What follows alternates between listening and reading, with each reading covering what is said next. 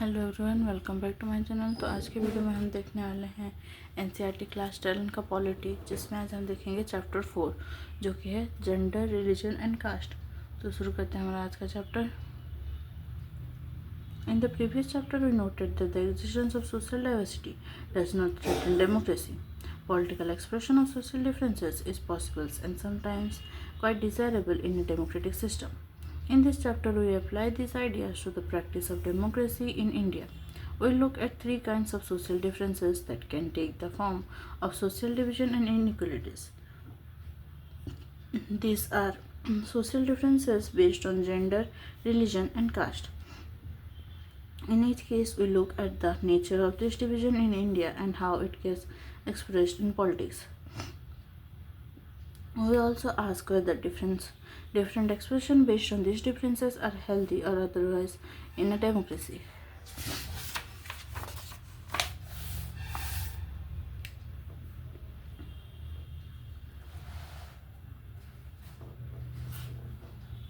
Gender and politics. Let us begin with gender division.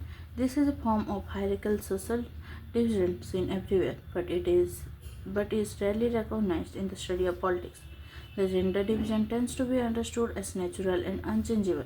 However, it is not based on biology but on social expectations and stereotypes. Public or private division. Boys and girls are brought up to believe that the main responsibility of women is housework and bringing up children. This is reflected in a sexual division of labor in most families. Women do all work inside the home, such as cooking, cleaning, washing clothes, tailoring, looking after children, etc., and men do all the work outside the home. Sexual division of labor, a system in which all work inside the home is either done by the women of the family or organized by them through the domestic helpers.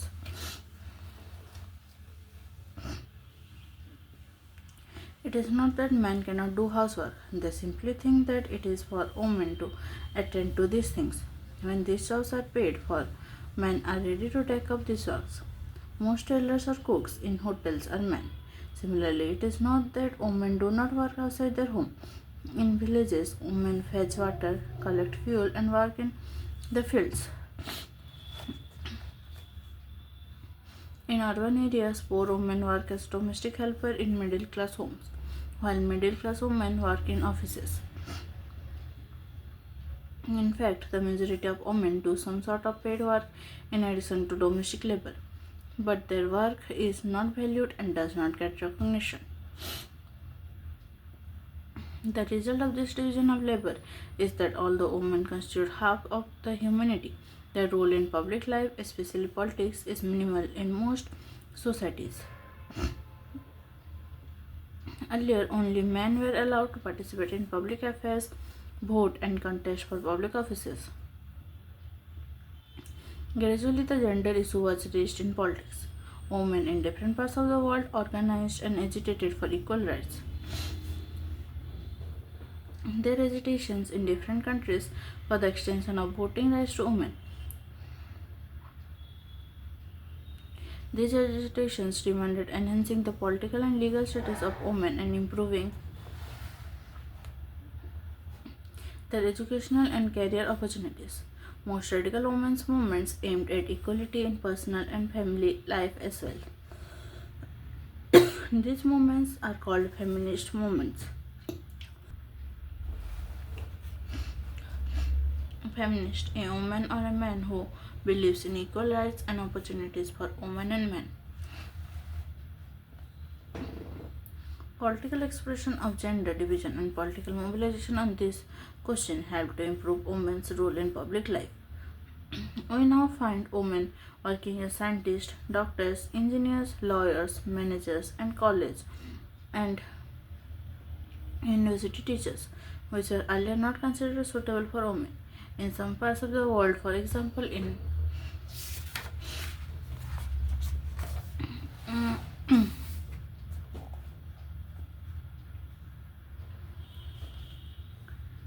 Scandinavian countries such as Sweden, Norway, and Finland, the participation of women in public life is very high.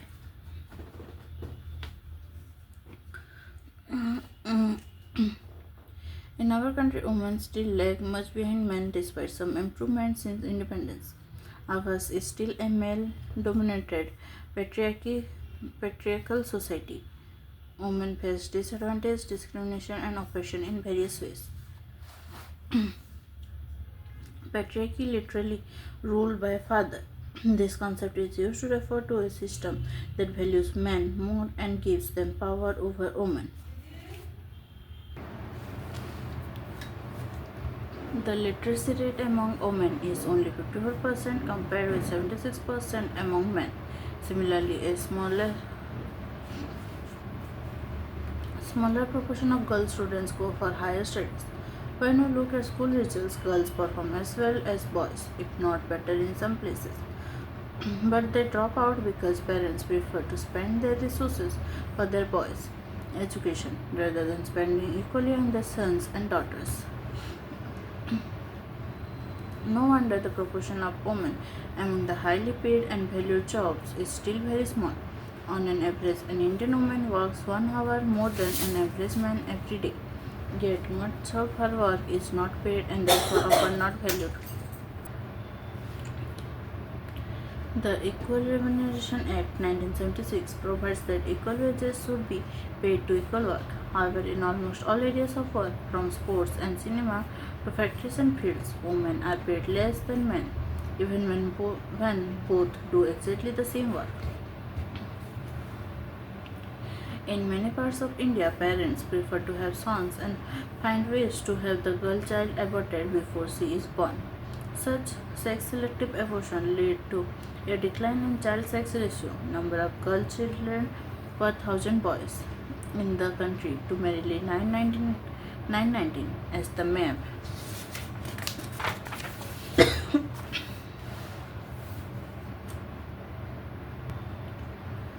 shows. This ratio has fallen below 850 or even 800 in some states. There are reports of various kinds of harassment, exploitation, and violence against women. Urban areas have become particularly unsafe for women. They are not safe even within their own home from beating, harassment, and other forms of domestic violence. Women's political representation. All this is well known, yet issues related to women's well-being or otherwise are not given adequate attention. This had led many feminists and women's movement to the conclusion that unless women control power, their problems will not get adequate attention. One way to ensure this is to have more women as elected representatives. In India, the proportion of women in legislature has been very low. For example, the percentage of elected women members in Lok Sabha has touched 14.36% of its total strength for the first time in 2019. Their share in state assemblies is less than 5%. In this respect, India is among the bottom group of nations in the world. India is behind the averages for several developing countries of Africa and Latin America. In the government, cabinets are largely all male even when a woman becomes the chief minister or the prime minister. One way to solve this problem is to make it legally binding to have a fair proportion of women in the elected bodies. This is what the Panchayat Raj has done in India. 1/3 of seats in local government bodies in panchayats and municipalities are now reserved for women. Now there are more than 10 lakh elected women representatives in rural and urban local bodies. Women's organizations and activists have been demanding a similar reservation of at least 1/3 of seats in the Lok Sabha and state assemblies for women. A bill with this proposal has been pending before the parliament for more than a decade, but there is no consensus over this among all the political parties. This bill has not been passed. Gender division is an example that some form of social division needs to be expressed in politics. This also shows that disadvantaged groups do benefit when social divisions become a political issue. Do you think that women could have made the gains we noted above if their unequal treatment was not reached in the political domain?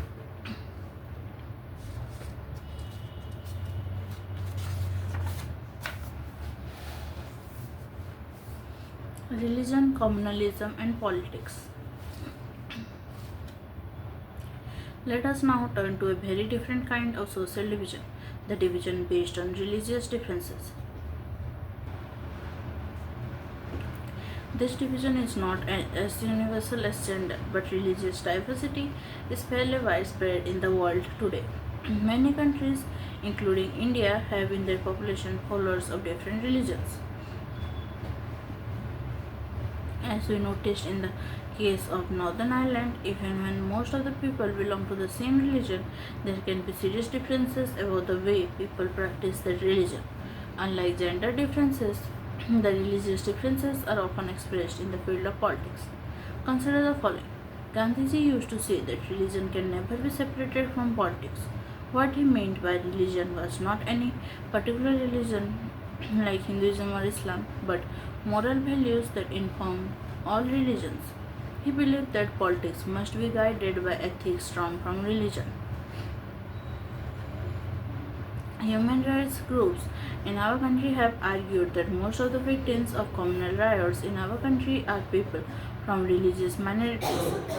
They have demanded that the government take special steps to protect religious minorities. Women's movement has argued that family laws of all religions discriminate against women. So they have demanded that the government should change these laws to make them more equitable. Family laws, those laws that deal with family related matters such as marriage, divorce, adoption, inheritance, etc. In our country, different family laws apply to followers of different religions. All these instances involve a relationship between religion and politics. But they do not seem very wrong or dangerous. Ideas, ideals, and values drawn from different religions can and perhaps should play a role in politics. People should be able to express in politics their needs, interests, and demands as a member of a religious community. Those who hold political power should sometimes be able to regulate the practice of religion so as to prevent discrimination and oppression. These political acts are not wrong as long as they treat every religion equally.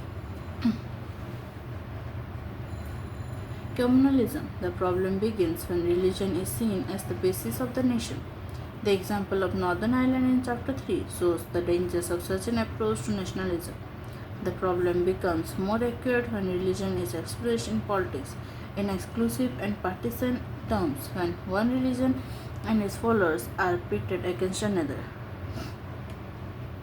This happens when beliefs of one religion are presented as superior to those of other religions. When the demands of one religious group are found in opposition to another, when state power is used to establish domination of one religious group over the rest. This manner of using religion in politics is communal politics. Communal politics is based on the idea that religion is the principal basis of social community. Communalism involves thinking along the following lines. The followers of a particular religion must belong to one community. Their fundamental interests are the same. Any difference that they may have is irrelevant or trivial for community life. It also follows that people who follow different religions cannot belong to the same social community. If the followers of different religions have some commonalities, these are superficial and immaterial. Their interests are bound to be different and involve a conflict. In its extreme form, communalism leads to belief that people belonging to different religions cannot live as equal citizens within one nation. Either one of them has to dominate the rest or they have to form different nations. This belief is fundamentally flawed. People of one religion do not have the same interests and aspirations in every context. Everyone has several other roles, positions, and identities.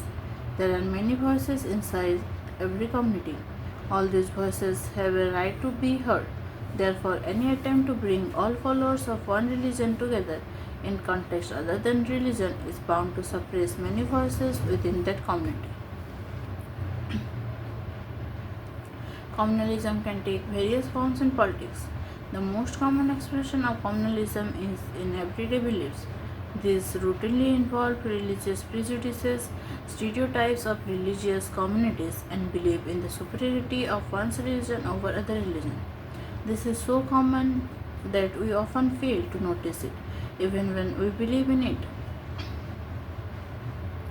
A communal mind often leads to a quest for political dominance of one's own religious community. For those belonging to majority community, this takes the form of majoritarian dominance. For those belonging to the minority community, it can take the form of a desire to form a separate political unit. Political mobilization on religious lines is another frequent form of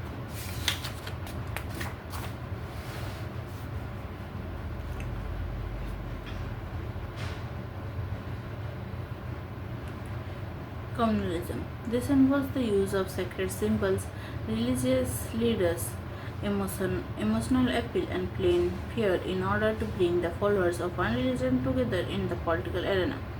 In electoral politics, this often involves special appeal to the interests of or emotions of voters of one religion in preference to others. Sometimes communalism takes its most ugly form of communal violence, riots, and massacre.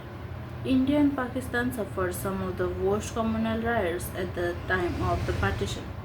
The post independence period has also seen large scale communal violence. Secular state. Communalism was and continues to be one of the major challenges to democracy in our country. The makers of our constitution were aware of this challenge. That is why they chose the model of a secular state. This choice was reflected in several constitutional provisions that we studied last year.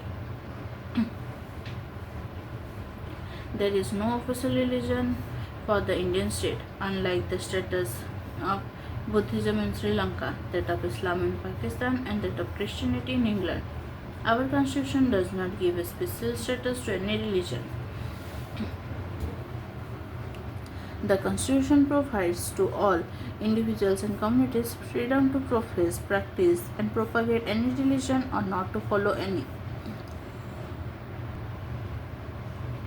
The Constitution prohibits discrimination on grounds of religion. At the same time, the Constitution allows the state to intervene in the matters of religion in order to ensure equality within religious communities. For example, it bans untouchability. Understood in this sense, secularism is not just an ideology of some parties or persons. This idea constitutes one of the foundations of our country. Communalism should not be seen as a threat to some people in India. It threatens the very idea of India. That is why communalism needs to be combated. A secular constitution like ours is necessary but not sufficient to combat communalism. Communal prejudices and propaganda need to be considered in everyday life, and religion based mobilization needs to be countered in the arena of politics.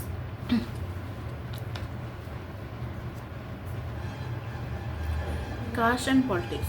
We have seen two instances of the expression of social division in the arena of politics, one largely positive and the other largely negative. Let us turn to our final case, that of caste and politics, that has both positive and negative aspects. Caste inequalities. Unlike gender and religion, caste division is special to India. All societies have some kind of social inequality and some form of division of labor. In most societies, occupations are passed on from one generation to another. Caste system is an extreme form of this. What makes it different from other societies is that in this system, hereditary occupational division was sanctioned by rituals. Members of the same caste group were supposed to form a social community that practiced the same or similar occupation, married within the caste group, and did not eat with members from other caste groups. Caste system was based on exclusion of and discrimination against the outcast groups. They were subjected to the inhuman practice of untouchability about which you have studied in class 9. That is why political leaders and social reformers like Jyotiba Phule, Gandhiji, B.R. Ambedkar and Periyar Ramaswamy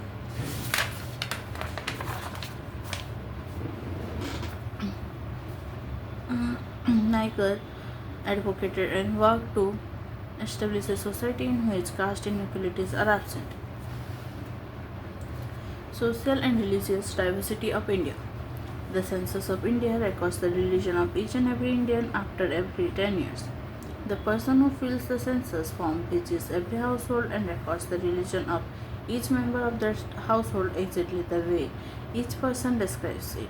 If someone says he has no religion or that he is an atheist, this is exactly how it is recorded. Thus, we have reliable information on the proportion of different religious communities in the country and how it has changed over the years. The pie chart below presents the population proportion of 6 major religious communities in the country. Since independence, the total population of each community has increased substantially, but their proportion in the country's population has not changed much. In percentage terms, the population of Hindus, Jains, and Christians has declined marginally since 1961. The proportion of Muslims, Sikh, and Buddhist population has increased slightly. There is common but mistaken impression that the proportion of the Muslims in the country's population is going to overtake other religious communities. Expert estimates done for the Prime Minister's high-level committee, popularly known as Sajjar Committee, show that the proportion of the Muslims is expected to go up a little by about 3 to 4% in the next 50 years. It proves that in overall terms, the population balance of different religious communities is not likely to change in a big way. The same is true of the major caste groups. The Census of India counts two social groups, the scheduled caste and the scheduled tribes. Both these broad groups include hundreds of castes or tribes whose names are listed in an official schedule, hence the prefix scheduled in their name. The scheduled caste, commonly known as Dalits, include those that were previously regarded as outcast in the Hindu social order and were subjected to exclusion and untouchability. The scheduled tribes, often referred to as Adivasis, include those communities that led a secluded life, usually in hills and forests, and did not interact much with the rest of society. In 2011, the scheduled caste were 16.6% and the scheduled tribes were 8.6% of the country's population. The census does not yet count the other backward classes, the group we discussed in class 9. Hence, there are some differences about their proportion in country's population. The National Sample Survey of 2004 to 5 estimates their population to be around 41%. Thus, the SC, ST, and OBC together account for about 2/3 of the country's population and about 3/4 of the Hindu population.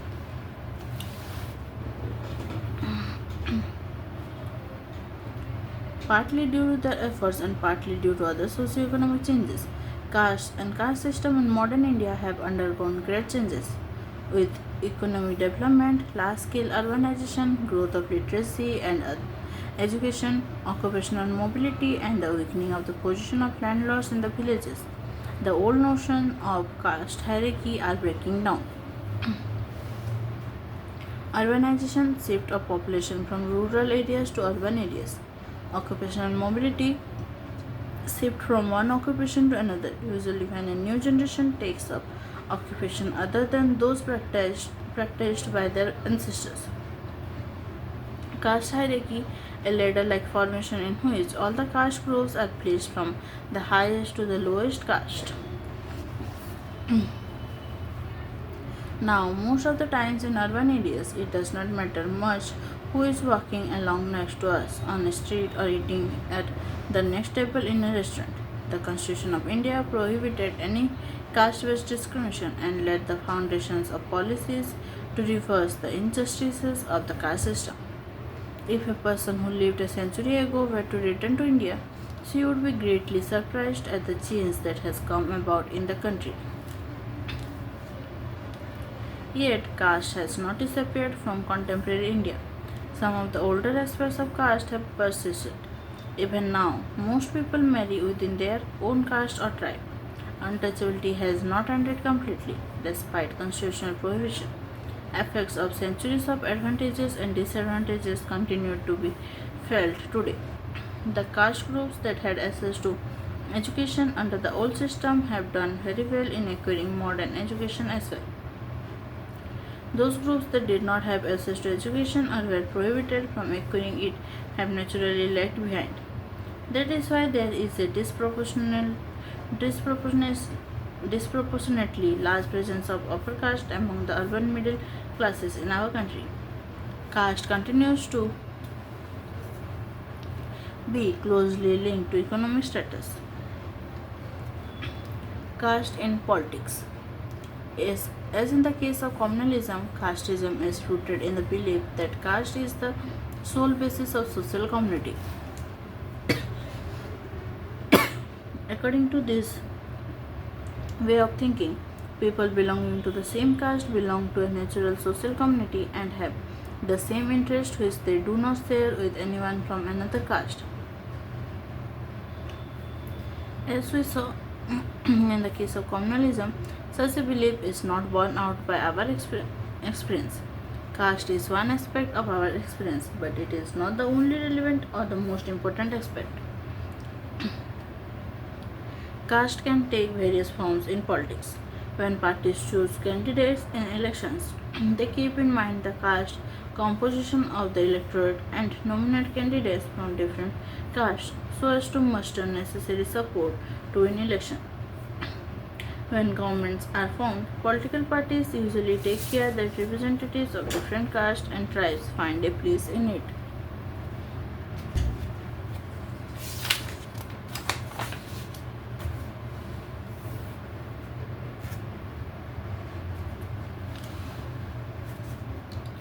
Caste inequality today. Caste is an important source of economic inequality because it regulates access to resources of various kinds. For example, in the past, the so-called untouchable caste were denied the right to own land, while only the so-called twice-born caste had the right to education. Although this kind of explicit and formalized inequality based on caste is now outlawed, the effects of centuries of accumulated advantages and disadvantages continue to be felt. Moreover, new kinds of inequalities have also developed. The relationship between caste and economic status has certainly changed a lot. Today, it is possible to find very rich and very poor people in every caste, whether low or high. This was not true even 20 or 30 years ago. It was very rare indeed to find rich people among the lowest caste. However, as this evidence from the National Sample Survey shows, caste continues to be very strongly linked to economic status in many important ways.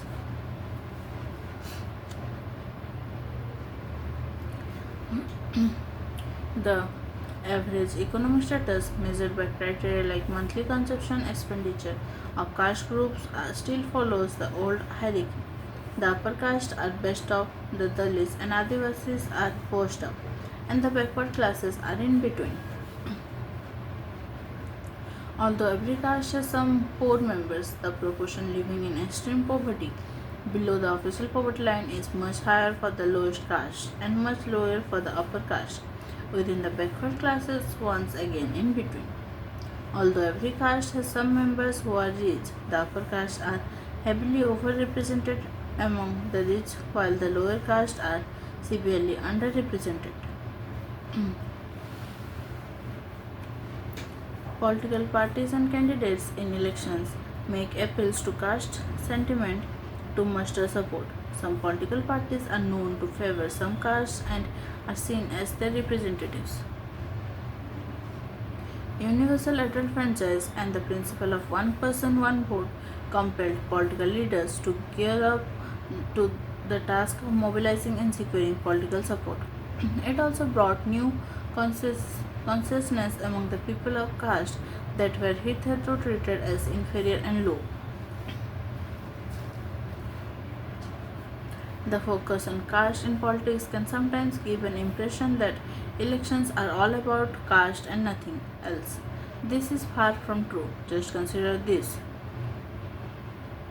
No parliamentary constituency in the country has a clear majority of one single caste, so every candidate and party needs to win the confidence of more than one caste and community to win elections. No party wins the votes of all the voters of a caste or community. When people say that a caste is a vote bank of one party, it usually means that a large proportion of the voters from the caste vote for that party. Many political parties may put up candidates from the same caste if that caste is believed to dominate the electorate in a particular constituency. Some voters have more than one candidate from their caste, while many voters have no candidate from their caste. The ruling party and the sitting MP or MLA frequently lose elections in our country. That could not have happened if all castes and communities were frozen in their political preferences. Clearly, while caste matters in electoral politics, so do many other factors. The voters have strong attachment to political parties, which is often stronger than their attachment to their caste or community. People within the same caste or community have different interests depending on their economic conditions. Rich and poor, or men and women from the same caste, often vote very differently. People's assessment of the performance of the government and the popularity rating of the leaders matter and are often decisive in elections. Politics and caste. We have so far looked at what caste does to politics, but it does not mean that there is only a one-way relation between caste and politics. Politics too influences the caste system and caste identities by bringing them into the political arena.